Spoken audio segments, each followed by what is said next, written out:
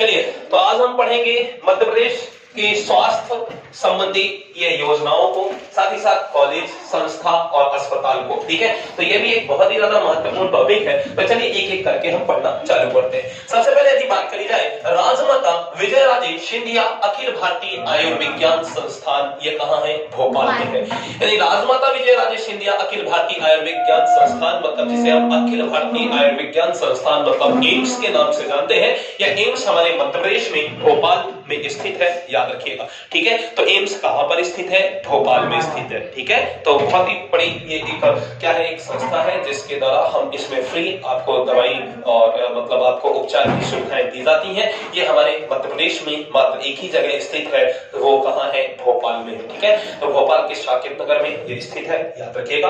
याद आगे बढ़ते हैं। मध्य प्रदेश का पहला मदर मिल्क बैंक कहां है? होशंगाबाद में। मदर मिल्क बैंक, ये नाम से भी स्पष्ट हो रहा है कि मां के दूध को यहाँ पर बहुत ही अच्छे से रखा जाता है। और कितने दिनों तक रखा जा सकता है? 6 दिनों तक मां के दूध को यहाँ पर अच्छे से रखा जा सकता है। और यहाँ पर आपको पता है कि जब मां बच्चे को जन्म देती है तो वह उनके दूध से ही क्या होता है, मदर के जो दूध से ही, यानी मां के दूध से ही बच्चे में अच्छी जो प्रोटीन होती है और सारी चीजों में यदि बात करें तो उसी से ही बच्चे में अच्छी ग्रोथ होती है।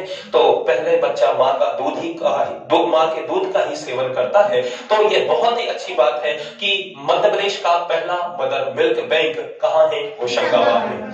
ठीक है, तो याद रखिएगा। और जब हम तभी अच्छे से होश में आएगा वो बच्चा, वो नन्हा सा बच्चा जो अभी जन्मा है, वो मां का दूध पी के ही बहुत ही अच्छे से स्वस्थ हो पाता है और होश में भी आ पाता है। तो होश से होशंगाबाद, याद रखिएगा। ठीक है, तो मध्य प्रदेश का पहला मदर मिल्क कहां होगा? होशंगाबाद में होगा।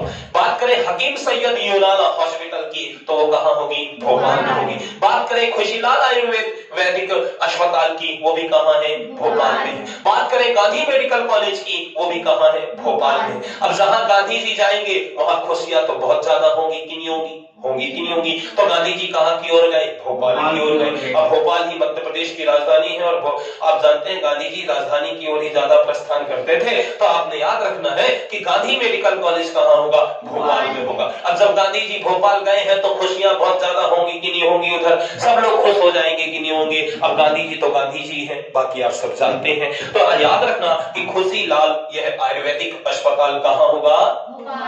भोपाल में। ठीक है, यदि बात करें हकीम सैयद यूनान हॉस्पिटल, तो हकीम सैयद नाम से भी लग रहा है कि मुस्लिम है और नवाबों का शहर रहा है हमारा मध्य प्रदेश का भोपाल। तो याद रखिएगा, इसलिए हकीम सैयद यह यूनान हॉस्पिटल भी कहां होगा? भोपाल में होगा। बात करते हैं सुभाष चंद्र बोस मेडिकल कॉलेज की, ये कहां है? ये जबलपुर में है। यदि सुभाष चंद्र बोस जी की बात करी जाए तो ये हमारे देश के महान क्रांतिकारियों में से एक, और इनमें इतना दमखम था, इतना इनमें जज्बा था और इतने महान पुरुष है दोस्तों ये सुभाष चंद्र बोस जी, कि अंग्रेजों को यह हमेशा और हमेशा आप देखेंगे कि कभी अंग्रेज इनके दिमाग से कभी जीत ना पाए। ये हमेशा 2 कदम आगे रहते थे अंग्रेजों से। तो याद रखिएगा ये सुभाष चंद्र बोस जी को, और इनमें बहुत बल था, इस बात को भी याद रखिएगा। इनमें बल क्या था? बल शरीर रूप से नहीं था, ये इनके बल था, इनकी बुद्धि का, इनके विवेक का। ये बहुत ही प्रबल और बलशाली व्यक्ति थे अपने दिमाग से। अंग्रेज इनसे क्या करते थे? डरते इतना थे कि पता नहीं ये व्यक्ति अब क्या कर जाएगा। और देखिएगा उन्होंने कितनी मदद की थी ये आजाद हिंद फौज बनाने की। वो हिटलर तक से मिलकर आ गए थे। आप समझिए उस बात को कि इनके बारे में आप थोड़ा सा जानकारी और जुटाइएगा, पढ़िएगा, आपको बहुत अच्छा लगेगा। तो हमने याद ऐसे रख लेना है कि सुभाष चंद्र बोस, ये सुभाष चंद्र बोस जी बहुत ही बलशाली थे, बहुत ही प्रबल थे बुद्धि से। तो बल से जबल याद रखना, और जबलपुर में है इनका क्या? ये एक कॉलेज है, याद रखिएगा, इनके नाम से मेडिकल कॉलेज है। बात करते हैं महात्मा गांधी मेडिकल कॉलेज की, वो कहां होगा? इंदौर में होगा। Mahatma Gandhi medical memorial college कहां होगा? इंदौर में होगा। ठीक है, Mahatma Gandhi medical memorial college कहां होगा? इंदौर में होगा। बात करते हैं गजरा राजे मेडिकल कॉलेज की, कहां होगा? ग्वालियर में होगा। गजरा राजे मेडिकल कॉलेज कहां होगा? नाम से भी स्पष्ट है। ठीक है, ये कौन सा घराना है? ये सिंधिया घराना है, तो कहां होगा? ग्वालियर में होगा। तो गजरा राजे मेडिकल कॉलेज कहाँ होगा? ग्वालियर में होगा। यही हमारे मध्य प्रदेश का पहला मेडिकल कॉलेज भी है, याद रखिएगा, ठीक है। तो इस बात को भी हम याद रखेंगे और आगे बढ़ते हैं। स्वास्थ्य संबंधी अभियानों की थोड़ा बात करते हैं कि क्या क्या अभियान हमने चलाए हैं अपने मध्य प्रदेश में स्वास्थ्य की सुविधाओं को देने के लिए। तो हमने चलाया है ममता अभियान। यह ममता अभियान आप देखिएगा मातृ एवं शिशु मृत्यु दर की समस्या को समाप्त करने के लिए। ममता से स्पष्ट है कि माँ की ममता झलक रही है और माँ की ममता किस पे होती है? अपने बच्चों पर ही होती है। माँ एक शब्द नहीं है, एक माँ एक पूरी परिभाषा है। आप जानते हैं माँ के बारे में, ठीक है, जितना भी वर्णन करें वो कम है। माँ एक आप यदि बात करें तो आप देखते हैं कि ममता अभियान से स्पष्ट हो रहा है कि ये प्यार यानी ममता की बात हो रही है, यानी बेटों से यानी बेटियों से अपने बच्चों से कितना प्यार करती है माँ। तो मातृ एवं शिशु मृत्यु दर की समस्या को समाप्त करने के लिए यह ममता अभियान चलाया जा रहा है, ठीक है। बात करें लाडो की, तो लाडो हम प्यार से अपने छोटे छोटे बच्चों या बच्चियों को कहते हैं। तो देखिएगा लाडो हम ज्यादातर बेटियों को ही तो कहते हैं। तो बाल विवाह की रोकथाम के लिए है ये लाडो, ठीक है। ये लाडो किस लिए है ये योजना? ये बाल विवाह के रोकथाम के लिए है, यानी लाडो यानी बच्ची को कहते हैं। और आप जानते हैं कि यहाँ पर बाल विवाह रोका जाएगा। बाल विवाह के रोकथाम के लिए लाडो योजना चलाई जा रही है। बात करें लालिमा, यह एनीमिया रोग से मुक्ति के लिए है। एनीमिया RBC को कहा जाता है, यानी यह लाल रुधिर कणिकाएं होती हैं और इन्हीं की कमी हो जाने से हमको रोग हो जाता है यह एनीमिया। तो इसको मुक्त करने के लिए हमने यह लालिमा योजना चलाई है। लालिमा मतलब लाल है और लाल रुधिर कणिकाएं है जिसे हम RBC कहते हैं, जो हमारे ब्लड में पाई जाती है। तो याद रखिएगा यह एनीमिया रोग से मुक्त करने के लिए है। नाम से ही स्पष्ट है, लालिमा और लाल रक्त कणिकाएं RBC, लाल रक्त कणिकाओं की कमी होगी तो लालिमा से याद रखिएगा लाल रक्त कणिकाएं, और उसी की कमी को रोकने के लिए ये योजनाएं चलाई जा रही है, ठीक है। एनीमिया मुक्त भारत सूचकांक में मध्य प्रदेश पहले नंबर पर है। एनीमिया युक्त भारत सूचकांक में, एनीमिया मुक्त भारत सूचकांक में हमारा मध्य प्रदेश क्या है? पहले नंबर में है। याद रहेगा सबको, ठीक है, बहुत बढ़िया। तो एनीमिया मुक्त भारत सूचकांक में मध्य प्रदेश पहले स्थान पर है, याद रखिएगा। और आगे बढ़ते हैं दोस्तों, आते हैं गौरव अभियान। कौन सा अभियान? घरेलू हिंसा बचाओ महिला सम्मान के लिए है। देखिए गौरव, हमको बेटियों का गौरव बढ़ाना है, हमको बेटियों का गौरव बढ़ाना है, इसलिए उनको घरेलू हिंसा से बचाना है, ठीक है। कि बेटियों का गौरव बढ़ेगा यानी वो घरेलू हिंसा में ना फंसे, इसीलिए हमने यह योजना चलाई कि बेटियों का गौरव बढ़ाओ और क्या करो कि उनको घरेलू हिंसा से बचाओ और महिला सम्मान के लिए बात करो, यानी महिलाओं का सम्मान बढ़ाइए, उनको घरेलू हिंसा से बचाइए। इसलिए हमने चला दिया यह गौरव अभियान। तो किस लिए है ये गौरव अभियान? ठीक है, देखिएगा समझिएगा कि महिलाओं को घरेलू हिंसा से बचाने के लिए, उनके सम्मान को बढ़ाने के लिए यह गौरव अभियान चलाया जाएगा, ठीक है। तो पुरुष क्यों इतने दुखी हैं? आप भी तो घरेलू हिंसा का शिकार हो सकते हैं, ठीक है। तो आप लोग भी दुखी मत होइए, मामा जी से कहिए, अपनी आवाज को पहुंचाइए कि हम भी घरेलू हिंसा का प्रताड़ित हो सकते हैं। क्यों महिलाएं नहीं कर सकती हैं क्या?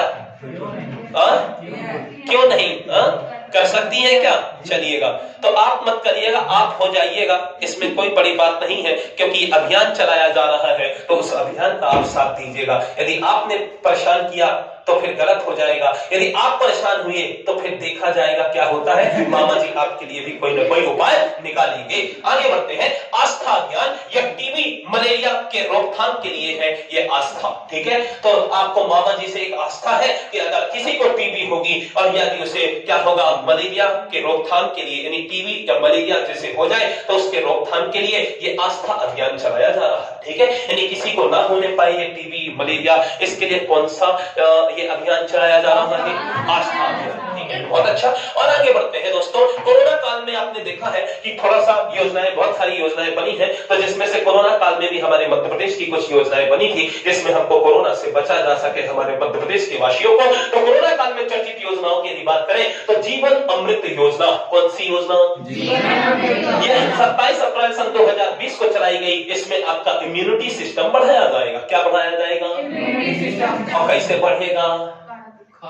काढ़ा पी के, ठीक है, चलिए, मार खा के, ठीक है, पुलिस से, ऐसा होगा क्या?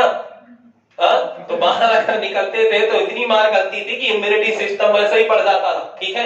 कितनी दौड़ लगानी पड़ती थी, इतनी दौड़ लगानी पड़ती थी, फिर आप अच्छा अच्छा खाना खाते थे जिससे आपका इम्यून सिस्टम बढ़ जाता था। तो बात को समझिएगा कि जीवन अमृत योजना 27 अप्रैल सन 2020 को इम्यून सिस्टम बढ़ाने के लिए यह योजना चलाई गई थी, ठीक है, जिससे कोरोना हमारे शरीर में प्रवेश तो कर जाएगा, अगर बाई चांस कर गया तो फिर अपना शरीर इतना मजबूत रहे कि उसको आगे ना बढ़ने दे, उस बीमारी को फैलना दे शरीर को, उस वायरस को आगे अपने बॉडी में फैलने ना दे। इसलिए इम्यून सिस्टम बढ़ाने के लिए योजना चलाई जा रही थी। और आगे बढ़िया, किल कोरोना अभियान। कौन सा अभियान? किल कोरोना अभियान। ये 1 जुलाई सन 2020 को चलाया गया, ठीक है। और कैसे किल करेंगे, ठीक है, कैसे करेंगे बताइए? Kill corona. अभी देखिएगा, कोरोना को किल करना है, नहीं मारना है, तो आपको बहुत सारे आपके पास उपाय। पहली बात तो आप दूसरों से ज्यादा चिपके नहीं, थोड़ा दूर दूर रहिएगा। हाँ, वही है कि अब आप मुंह में मुंह लगा के बात करेंगे, थोड़ा दूर दूर रहेंगे, स्पेस रखेंगे, और मुंह में सबसे पहले तो मास्क लगाइएगा। अब मुंह भर में नहीं, नाक में भी लगाइएगा, ठीक है, कि छेदा नाक में भी है।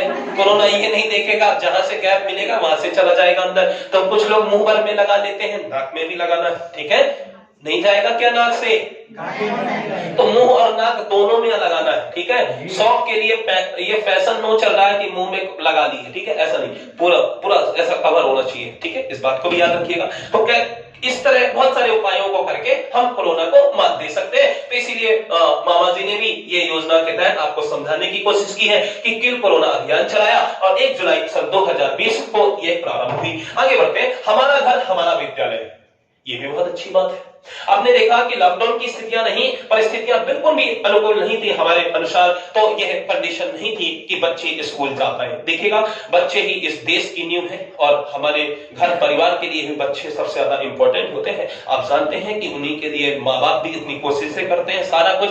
तो यदि उनकी तबीयत खराब हो जाए या उनके साथ कुछ भी दुर्घटना हो जाए तो आप भी एकदम टूट जाएंगे। इसलिए मामा जी ने पूरा ध्यान रखा और कहा कि हमारा घर हमारा विद्यालय एक अभियान चलाया जाएगा, जिसमें बच्चे अब स्कूल ना जाए, स्थितियां अच्छी नहीं है, घर में ही बैठ के पढ़ ले, ठीक है। तो घर को ही स्कूल बनाने की योजना थी, जिसमें हम ऑनलाइन माध्यम से घर में बच्चों को पढ़ाई करा रहे थे। तो 6 जुलाई सन 2020 को ये योजना चालू हुई। तो हमारा घर हमारा विद्यालय याद रहेगा सबको, चलिएगा। और आगे बढ़ते, पंख अभियान। ये पंख अभियान भी बनाया गया। ये 24 जनवरी सन 2021 को कब बना?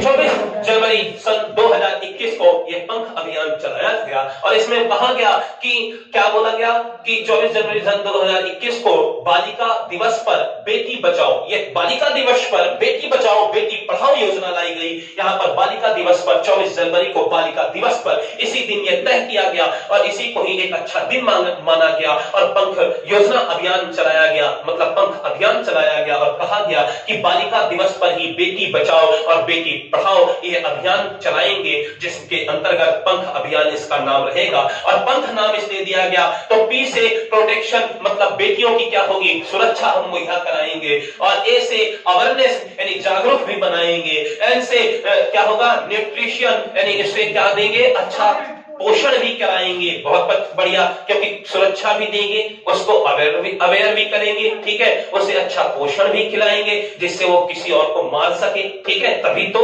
मजबूत होना चाहिए, और शारीरिक रूप से मजबूत होना चाहिए, और मेंटली भी मजबूत होना चाहिए। तो मेंटली भी मजबूत कर दिया, और क्या कर दिया, शरीर से भी मजबूत कर रहे हैं। और कैसे, नॉलेज भी देंगे उनको नॉलेज भी मुहैया कराई जाएगी कि ऐसे किसी को ना मार देना, पहले देख सुन लेना, जो मारने लायक हो उसी को मारना, तो नॉलेज भी दिया जाएगा। और आगे बढ़िए, और हेल्थ और हाइजीन की भी आपकी सुरक्षा की जाएगी, आपके हेल्थ की भी अच्छा यदि आपकी सुरक्षा मुहैया कराया जाएगा। इसीलिए पंख अभियान है, PANKH, इसका मतलब आप समझ पा रहे हैं, हर एक का अपने स्पेलिंग का अपना एक मतलब है, तो इस स्पेलिंग में हर एक शब्द का अपना एक मतलब है, ठीक है। तो आप याद रखिएगा इसको, पंख अभियान को, ठीक है। तो एक एक अक्षर से आप समझते चलिएगा। P मतलब प्रोटेक्शन, A मतलब अवेयरनेस, N से नेचर, नेचर और सॉरी न्यूट्रिशन, एन से न्यूट्रिशन, के से नॉलेज और एस से हेल्थ एंड हाइजीन की सुरक्षा आपको दिया जाएगा। ठीक है, तो आप समझ पा रहे हैं? ठीक है, तो सभी लोग इसको थोड़ा सा अच्छे से पढ़िएगा, बुरा मत मानिएगा, वो तो एक हंसाने की बात थी, लेकिन सब कोई आपके लिए ही लगा हुआ है। ठीक है, यानी सब जगह बेटियों का ही ध्यान रखा जा रहा है, बेचारे बेटे तो ऐसे मुंह लटकाए बैठे हैं, तो सबको आवाज को पहुंचाइए कि बेटों को भी कहीं ना कहीं कुछ दिया जाए। ठीक है, नहीं तो बेटे ऐसे अधूरे और पीछे रह जाएंगे। ठीक है, तो बेटियों के साथ साथ बेटों को भी बढ़ना है। ठीक है, समझ पा रहे हैं? बहुत बढ़िया, आगे बढ़िएगा, थोड़ा नोट की ओर और आइएगा। इसमें पद्मश्री 2020 से सम्मानित हमारे मध्य प्रदेश की ही महिला है जिनका नाम है लीला जोशी जी। ये लीला जोशी जी ये रतलाम की रहने वाली है। ये लीला जोशी जी जो पद्मश्री सम्मान से सम्मानित की गई सन 2020 में, और इन्होंने अपना जीवन का 23 वर्ष ये आदिवासियों को कुपोषण और स्वास्थ्य के लिए लगा दिया कि उन्होंने एनीमिया रोग से दूर करने में और उनको कुपोषण से बचाने में लगा दिया। इसलिए उनको इतने महान काम को देखते हुए यहाँ पर 2020 में इस बड़े पुरस्कार से इनको नवाजा गया और ये रतलाम की रहने वाली ये लीला जोशी जी को ये सम्मान दिया गया। ये हमारे मध्य प्रदेश का एक गर्व का विषय है, और एक महिला है तो बेटियों के लिए भी एक गर्व का विषय है और मध्य प्रदेश के लिए भी एक गर्व का विषय है। तो याद रखिएगा, पद्मश्री से नवाजी जाने वाली मध्य प्रदेश की 2020 में महिला का नाम लीला जोशी जी। ठीक है, तो याद रखेंगे सबको, सब इन्हीं नामों को याद रखिएगा। ठीक है, तो इन सब बातों को आप याद रखेंगे कि नहीं रखेंगे? आज का टॉपिक यहीं तक समाप्त होता है। ठीक है, तो चलिए, धन्यवाद आप लोगों का बहुत बहुत।